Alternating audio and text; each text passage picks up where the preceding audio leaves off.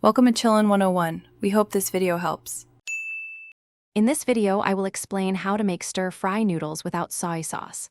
First, let's explore some fantastic alternatives to traditional soy sauce.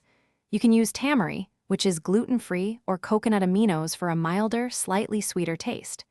Fish sauce also adds a wonderful savory depth, but use it sparingly. The key is to build layers of flavor using different ingredients to achieve that perfect balance of sweet, sour, salty, and a touch of heat. Next, let's talk about preparing your noodles and vegetables. For noodles, rice noodles or egg noodles work wonderfully.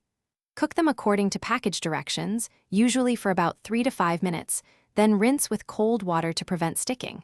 For vegetables, cut them into uniform, bite-sized pieces, about 1 inch in size, so they cook evenly.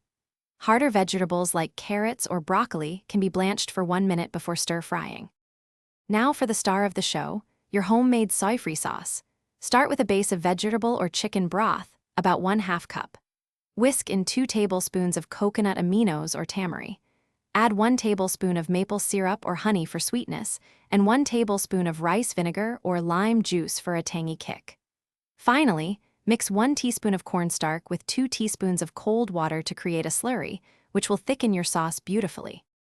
Finally, let's master the stir-frying technique. Heat your wok or large skillet over high heat until it's smoking slightly, then add 1 tablespoon of high smoke point oil. Stir-fry your protein and vegetables in small batches to ensure they cook evenly and get a nice sear, usually for 2 to 3 minutes per batch.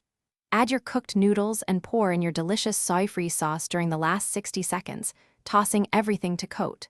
Serve immediately and enjoy. Thanks for watching. Consider subscribing if we helped you.